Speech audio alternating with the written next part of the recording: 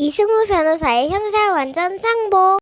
이승우 변호사의 형사 완전 정복. 안녕하세요. 형사 완전 정복 법무법인 법승 이승우 변호사입니다. 오늘은 술이 단순한 기호가 아니라 의존과 중독의 문제가 되었을 때, 또 그게 어떻게 의존과 중독의 문제가 되고 우리 삶이 왜 술 때문에 흔들리게 되는지를 이야기해 보도록 하겠습니다.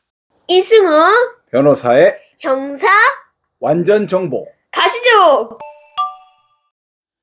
아직 중학교나 초등학교 또는 고등학생이라고 한다면 술과는 조금 거리가 있을 수도 있습니다. 금지를 하는 이런 여러 가지 사회적 규범이 있으니까요. 자, 그런데 그렇게 학생들 중에서도 의외로 술과 관련돼서 자연스러운 접촉의 면을 크게 늘려가는 그런 친구들이 있죠. 어른들 중에서 저도 그런 경험이 없는 건 아니라서 오늘 하루가 끝났구나, 긴장이 풀리는데 술 한잔 할까? 맥주 한두 캔 할까? 편의점에 좀 잠깐 들릴까? 아니면 혼자서 술을 한잔 먹을까? 이렇게 한잔 해야지, 이런 생각을 할 때가 종종 자주 있죠. 이 말 가볍게 들리지만 그 한 잔의 술이 내 마음의 기둥이 되고 술을 내가 의존하게 되는 그런 순간, 이건 아마 굉장히 큰 경고의 시그널이 울려야 될 부분이라고 생각합니다. 술은 왜 사람을 조용히 무너뜨릴까요? 술이라는 것은 분명히 우리를 기분 좋게 해주는 물질입니다.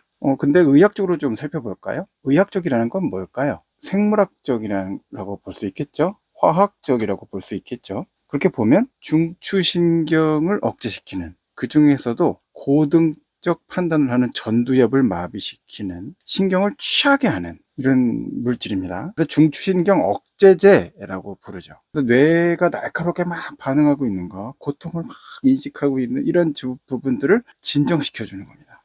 좀 덜 느끼게 편하죠. 그래서 판단력을 낮춰주니까 편합니다. 안 판단하게 되거든요. 감정을 덜 느끼게 해주고, 감정을 누르고 있었었는데 그 감정을 누르지 못하도록 만들어줍니다.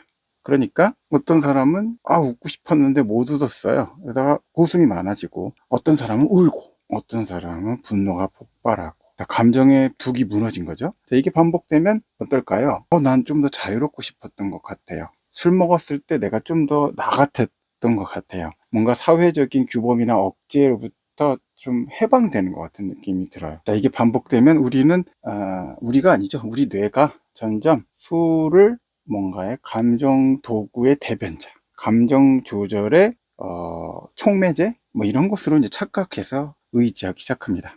이렇게 되면 술이라는 것은 저한테도 그렇죠. 선택이 아니라 오늘 꼭 한 잔 먹어야 되겠어. 내 마음이 별로 좋지 않아. 필요가 되는 거죠. 술을 한 잔 먹지 않으면 불안합니다. 잠도 안 와요. 한 잔 먹었으면 좋겠는데 손이 떨리기도 해요. 이게 바로 이제 음주 의존 상태의 알코올 중독으로 나갈 수 있는 첫 단계가 됩니다. 자꾸 해가 지면 해지는 걸 보면서 술 한 잔 먹고 싶다는 생각이 떠오른다. 퇴근하는 길에 술 한 잔 해야지. 아니면 친구들하고 술 한 잔 먹으면 기분이 좋아질 거예요.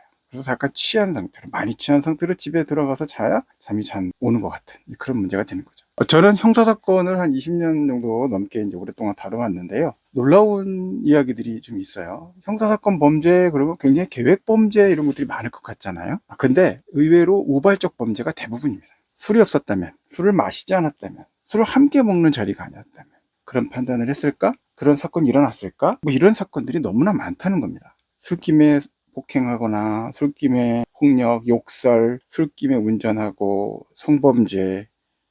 자, 과거의 법원은 술을 마시면 술을 많이 마시는 걸 허용했었고, 판사나 검사들도 술을 꽤 많이 마셨어요. 일과 중에도 좀 마시는 경우들이 종종 있었습니다. 굉장히 술에 관대한 사회였죠. 자, 그런데 이제 우리의 법원과 사회 문화는 이렇게 말합니다.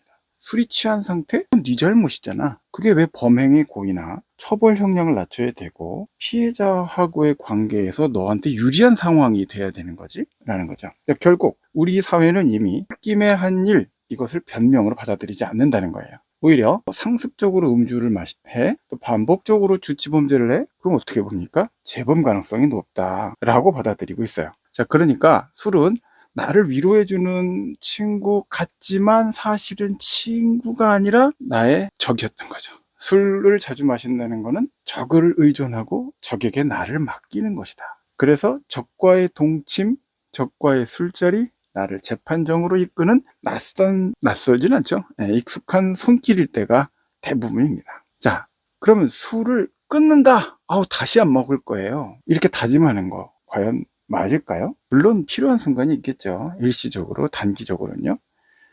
그런데 끊어야지, 절대 안 마실 거야, 다짐하는 것만 갖고는 어렵습니다. 왜요? 여러분, 습관이 금방 바뀌던가요? 갑자기 공부를 잘하게 돼요? 갑자기 생각하는 습관이 생기나요? 갑자기 친구를 존중하게 돼요? 갑자기 내가 용기가 생기던가요? 그렇지 않죠. 사람은 다 습관의 동물입니다. 그렇다 보니까 내가 단순하게 그렇게 해야지 라는 마음만 갖고 되는 게 아니라 그 뇌에 기억되어 있는 이런 도파민 분출의 쾌락회로 각인된 패턴을 벗어나는 시간과 노력이 필요해요. 그래서 필요한 것은 자제, 절제, 회복 구조의 설계입니다. 그러니까 무리한 걸 하면 안 된다는 거예요. 자, 자제라는 건 뭘까요? 컨트롤이라고 우리가 보통 부르죠. 내가 왜 술을 찾지? 마시지? 이것부터 좀 솔직하게 스스로 탐구해 볼 필요가 있습니다.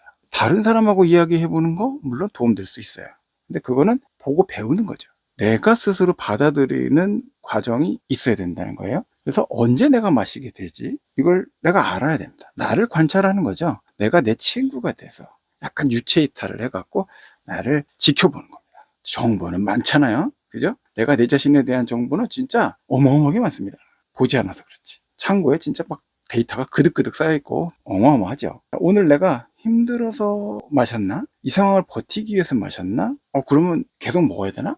아니에요. 오히려 이건 굉장히 위험한 시그널이 나오고 있다라고 봐야 돼요. 자, 절제라고 하면 뭘까요?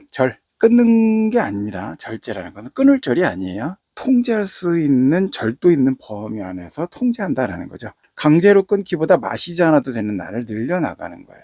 비율적인 게임이라고 볼 수도 있겠네요. 시소 게임 같은 거예요. 한 병을 먹을 것을 반 병만 먹는다든지, 매일 먹던 것을 반 정도로 줄인다든지 하는 그런 자기 노력을 해나가는 겁니다.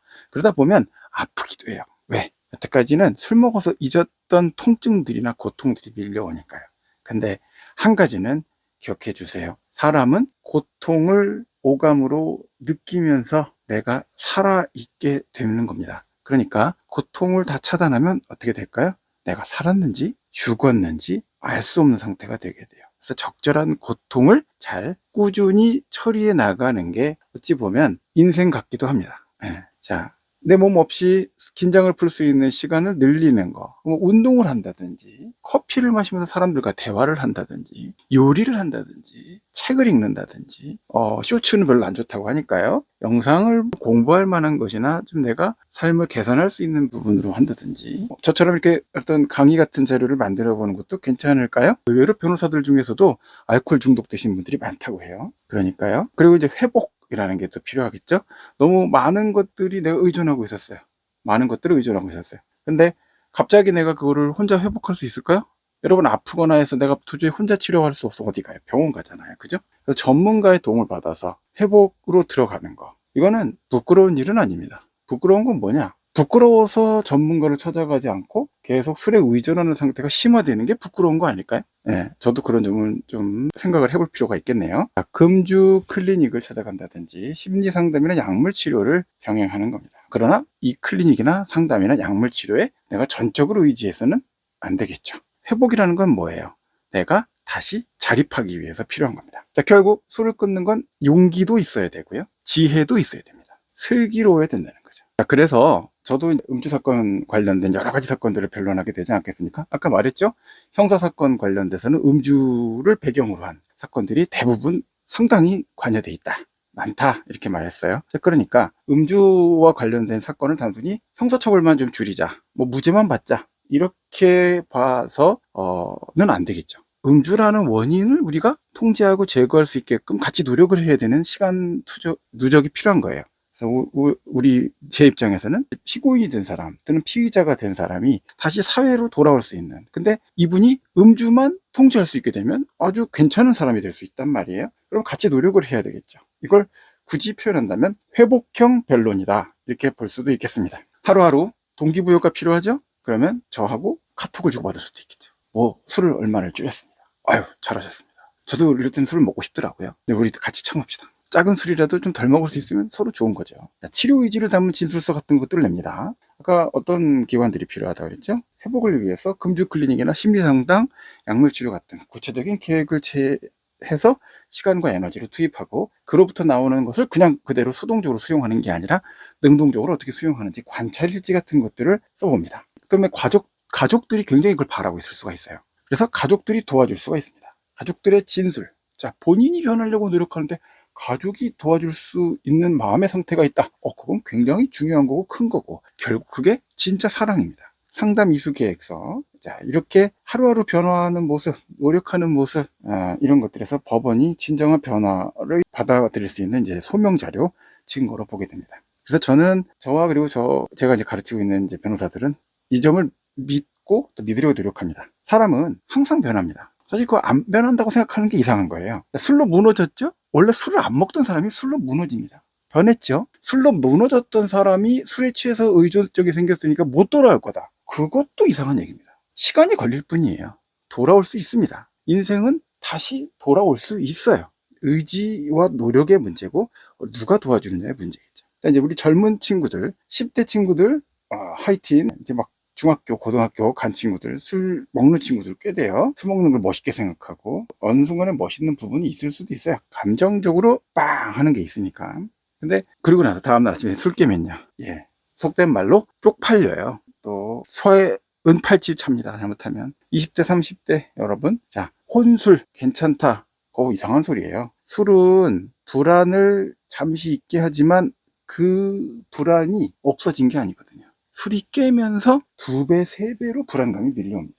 그럼 어떻게 되겠어요? 다시 또 술에 의존하게 되겠죠? 불안을 잠재우기 위해서. 그러니까 결국 스스로 이렇게 만드는 가장 빠르고 가장 확실한 폭력일지도 모릅니다. 자, 술 없이도 나 괜찮나 생각해 봐야 돼요. 이거는 진짜 여러분이 의존하지 않는, 그래야 독립이 되고, 그래야 자립할 수 있고, 그래야 자유인이고 자유를 누릴 수가 있겠죠. 여러분이 이제 그런 자유를 포기하지 않는, 술에 지지 않고 의존하지 않는 그런 삶을 사시기를 바랍니다. 지금까지 형사완전정법 법무법인 법승 이승우 변호사였습니다. 다음에도 또 좋은 주제로 여러분에게 찾아올게요. 안녕. 이승우 변호사의 형사 완전 정복. 이건 그냥 공부가 아니야. 생각의 리허설이야. 오답 노트 체크. 다음 주 토요일 밴드가 정해졌대. 너의 리듬 위엔 이미 공부에 꿈이 깃돼. 답은 중요하지 않아. 왜 그게 맞는지 그 이유가 더 빛나. 각 질문 하나하나 의미를 해체. 문장 속 그도 그 뒷면에 맹글까지 새겨. 틀린 건 단지 실수가 아니야. 그건 새로운 시야의 초대장이야. 오답 노트에 내 생각을 적어. 답안 대신 분석으로 불태워. 틀린 이유 맞은 이유 그들 다 treasure. 생각의 근육 키워 get real measure. 오답 노트에 내 생각을 적어. 답안 대신 분석으로 불태워. 틀린 이유 맞은 이유 그들 다 treasure. 생각의 근육 키워 get real measure. 교과서와 참고서 난 탐정처럼 탐색해. 힌트는 아침 반 정답은 나의 맵. 길을 잃어도 좋아 그게 진짜 quest. 논리의 미로 속 나 reasoning test. 100% 니의 그게 목표야. 그 한 문제에 담긴 세계를 보려 해. 정답은 잠시 저 생각은 나만 남기보다 분석의 파도 위를 타. 왜 맞았는지 왜 틀렸는지 그 이유 속에 내가 있어. 문장을 듣고 의미를 짓고 지식의 뼈대 위에 영혼을 세워. 오답 노트에 내 생각을 적어. 답안 대신 분석으로 불태워. 틀린 이유 맞은 이유 그들 다 treasure. 생각의 근육 키워 get real measure. 오답 노트에 내 생각을 적어. 답안 대신 분석으로 불태워. 틀린 이유 맞은 이유 그들 다 treasure. 생각의 근육 키워 get real measure. 단서는 늦게 와도 괜찮아. 탐구는 원래 시간이 걸려. 힌트는 잠깐. 하지만 해답은 네 안에서 피어나는 꽃. Think before you write. 답보다 생각 더